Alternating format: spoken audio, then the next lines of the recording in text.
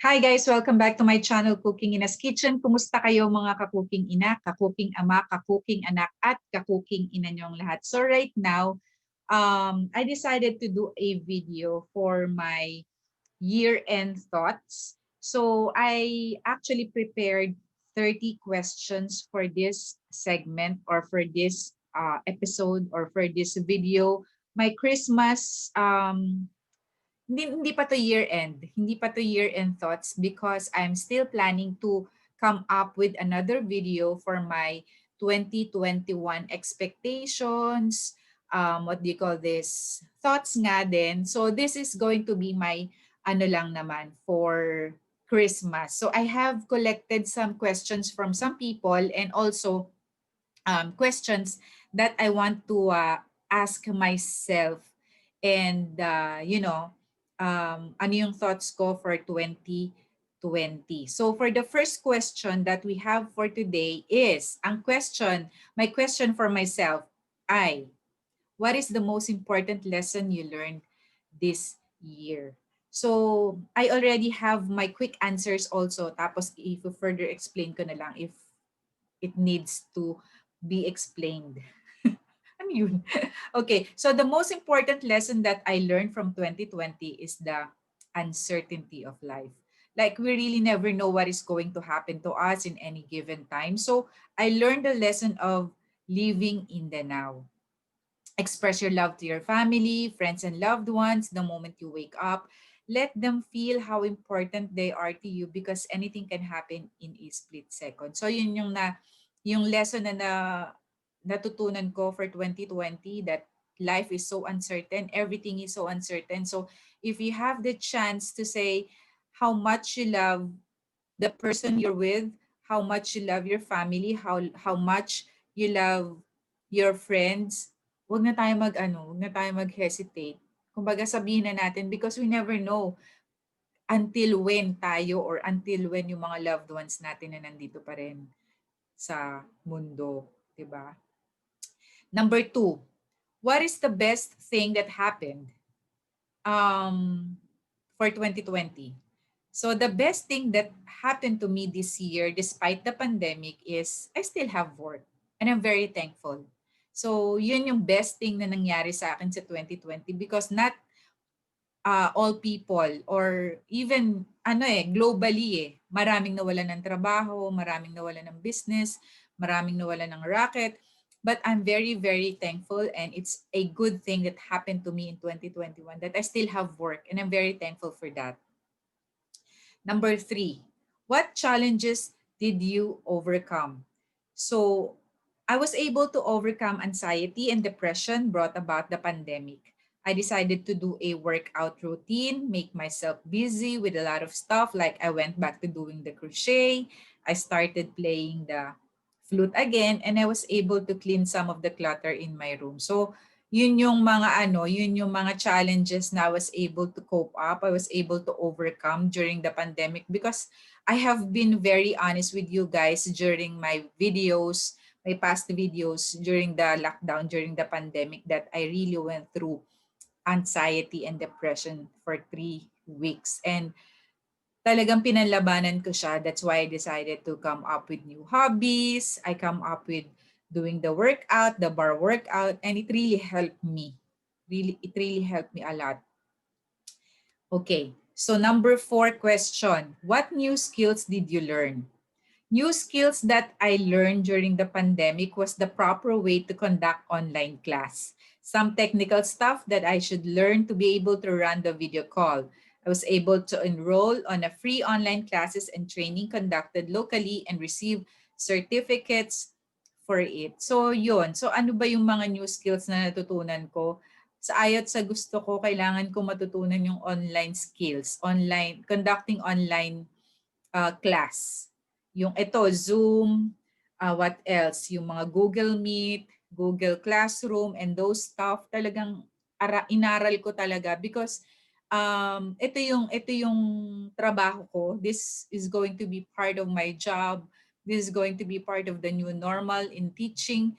This is going to be part of my new methodologies in teaching. That's why I really have to learn it. So yun yung mga skills, and I'm very thankful naman na I was able to learn all these new skills during the pandemic, and I'm very thankful. What did you do for your career growth? Ito puro ano to ha, during the 2020 lang naman tong mga questions ko. Continuation. So what did you do for your career growth? Number 5 question. I read a lot. I got the chance to read more books and ebooks during the pandemic. This is actually the right time to spend so much on reading since we are required to stay at home and work from home. So during my spare time, I was able to, ang daming spare time actually during the pandemic. Aminin natin lahat yan, di ba? Naka-lockdown tayo. So there are so many times or so many spare time. Hindi spare time eh, talagang ang dami nating oras. Binigyan tayo talaga ng oras magpahinga, makapag-recharge for everything. That's why, yun nga. So, that's what I did. That's what I did actually. I read a lot. I read a lot of books. I have books here. I read articles on the internet. Yeah, nag-Google ako, and I really enjoy doing that while um, I'm at home. What did you enjoy the most? Of course, I enjoyed the quiet moment alone. Kasi although before the pandemic pa naman, alone na ako. I mean, mag-isa lang ako. But I really enjoyed it so much that I get the chance to spend the whole day in my apartment. Unlike dati kasi pumapasok ako sa school.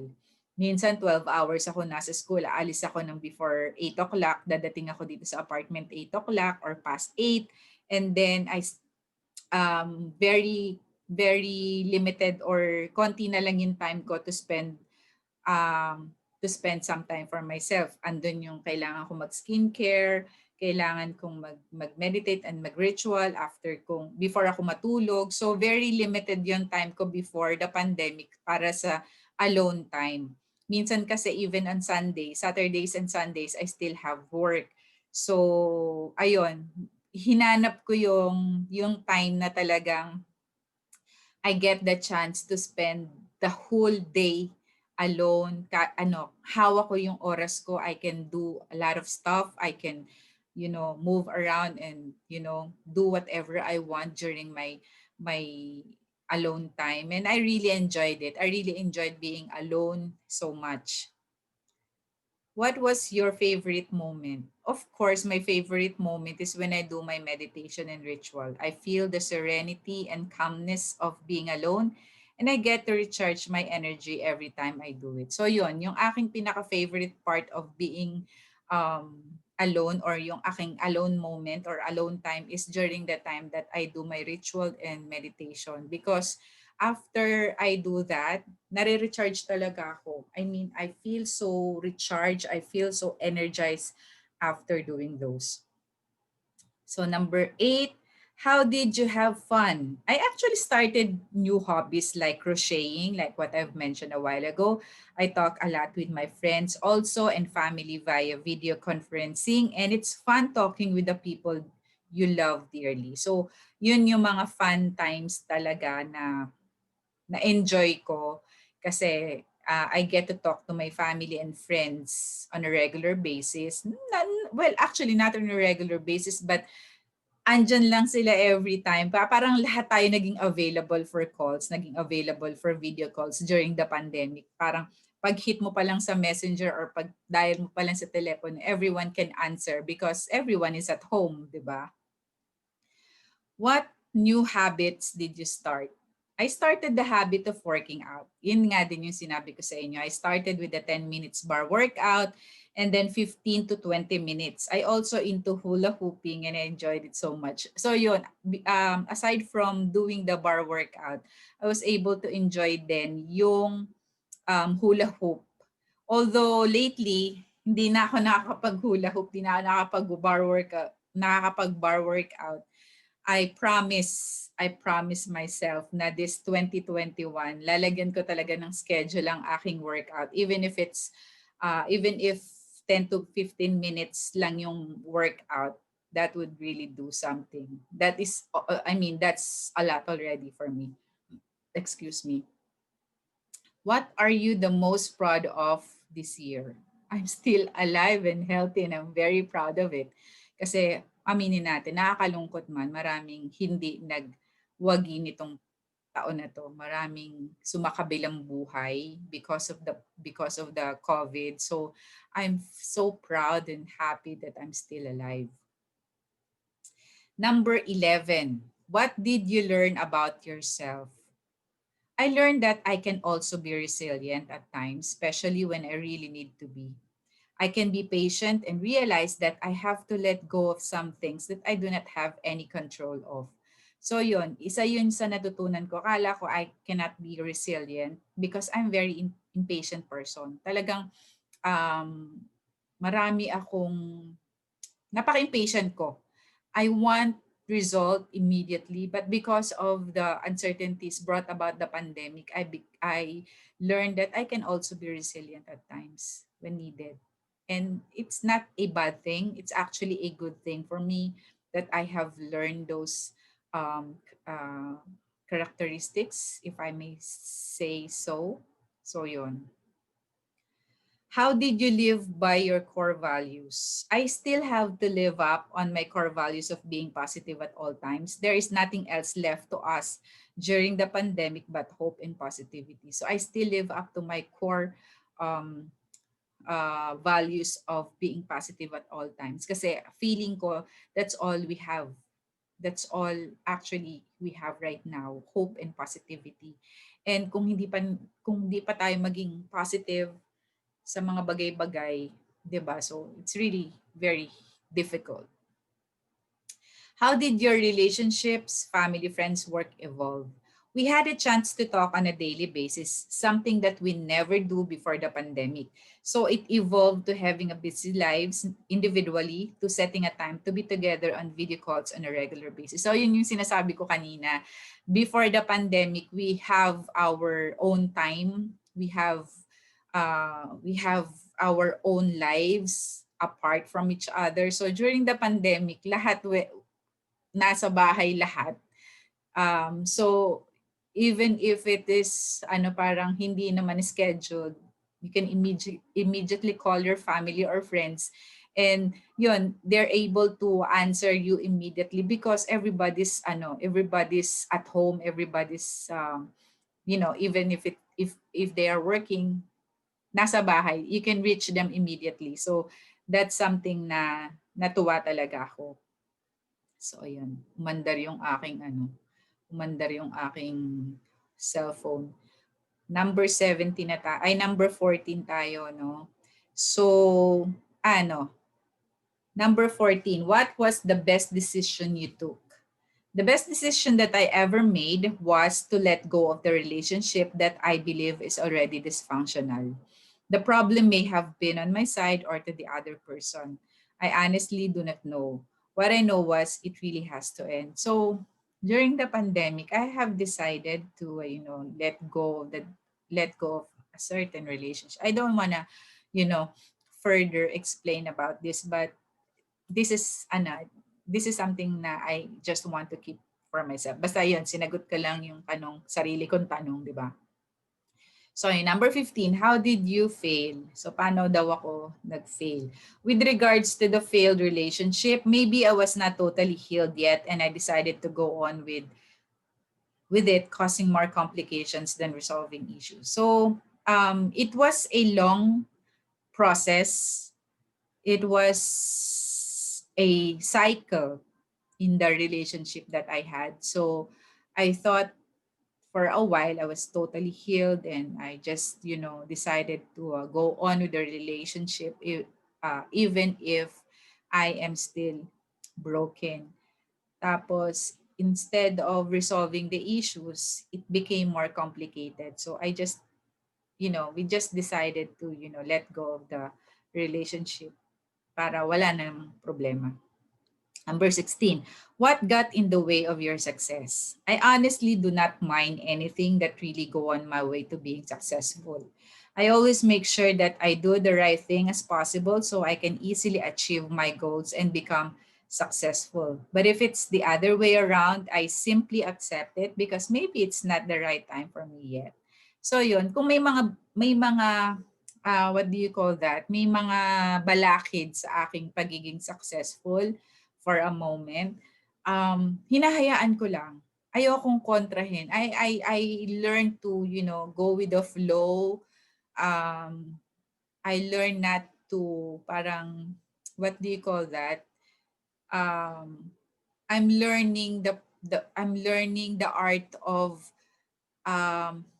going on slowly at saka hindi ko na kinokontra yung mga bagay-bagay. Umaayon na lang ako sa alon. So if it's not really meant for me, maybe I still have to work hard on it pa. So parang ganun lang. So if it's not kung hindi pa yon para sa akin today, maybe in the future, maybe in the next couple of years, months, or whatever. So, hindi na ako masyadong gigil. Yon, that's the word. Hindi na ako masyadong gigil. Whatever it is that really, coming on my way to becoming successful. What would you do differently if you could? Eto guys, whenever I fail, I simply look at where it went wrong. I try to figure it out and work my way again and start all over. So that's what I do every time I fail. So yun nga, sinabi ko kanina, tinitingnan ko saan ako nagkamali. Tinitingnan ko saan ako nagkulang. Tinitingnan ko um, saan yung kakulangan ko, san ano yung mga shortcomings ko. And then from there, I have learned to, what do you call that? Fix everything and then do it again, try it once more, and then hoping that for the second time or third time, I will be successful na. Parang ganon, ganon, ganon. That's how I deal with failures.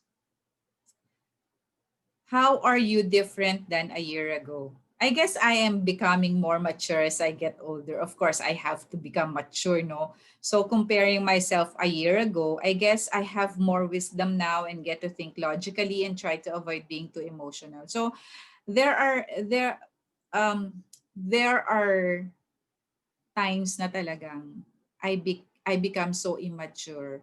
May mga bagay pa rin ako na I'm having difficulty, um what do you call that?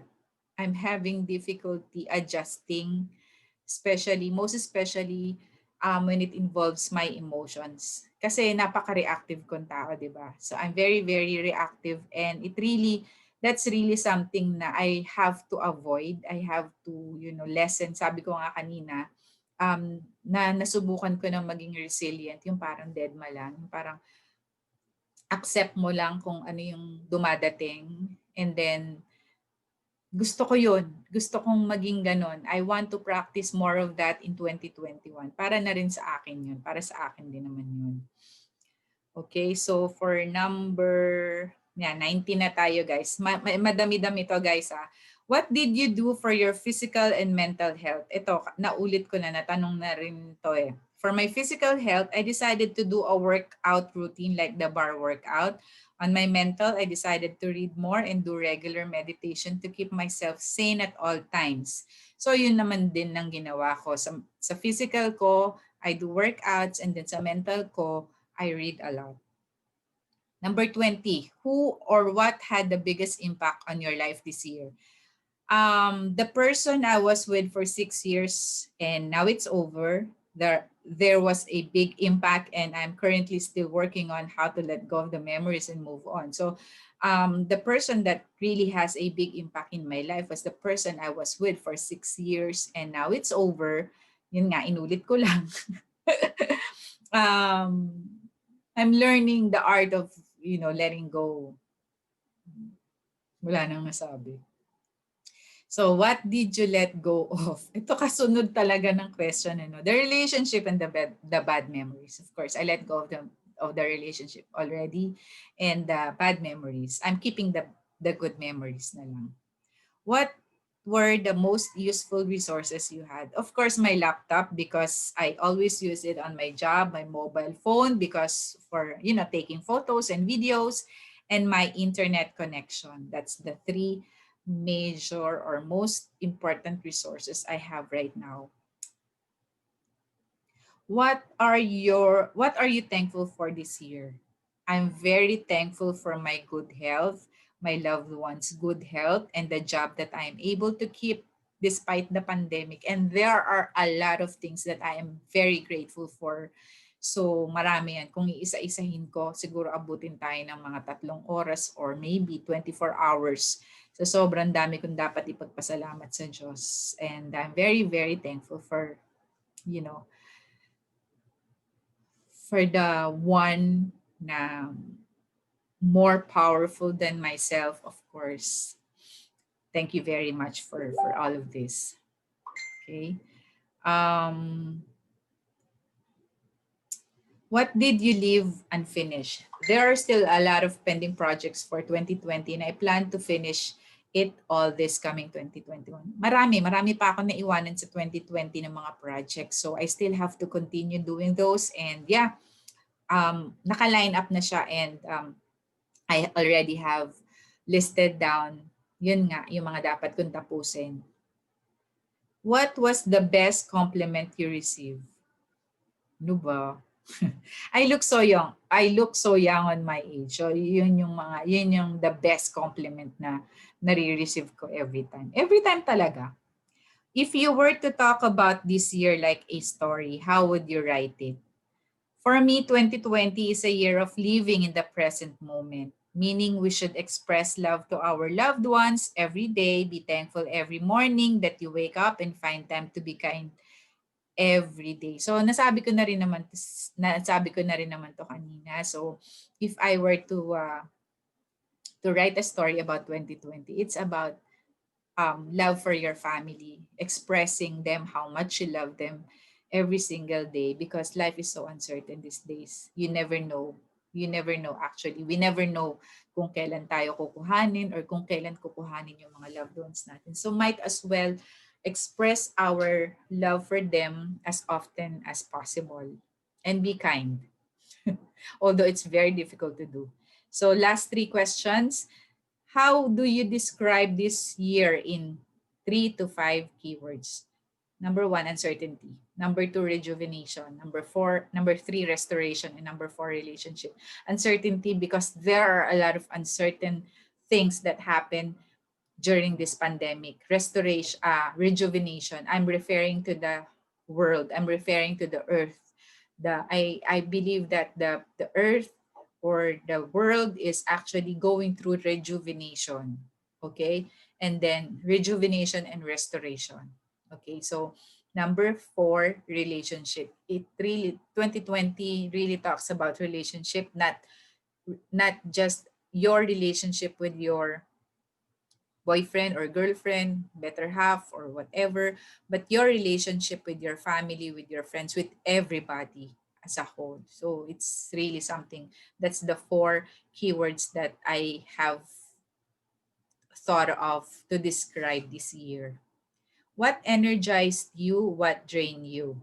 Being around my family and friends energizes me and being in a toxic relationship drains me. So ayoko na ng toxic relationship because it drains my energy so much and I don't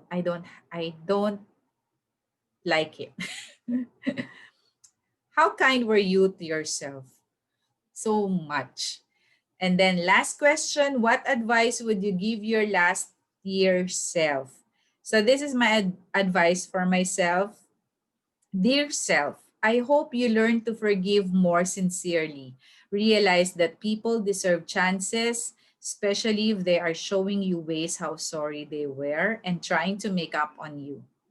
Do not be too hard to people who loves you. Know that you yourself has many flaws as well. This coming 2021, be more forgiving and loving. It will surely set you free from doubts and insecurity. So that's about it, guys, for today's vlog. My 30 questions for myself and some question that I got from some people na nagtatanong sa akin. So that's about it, guys. I hope you enjoyed this vlog and hope to see you again next time. Bye!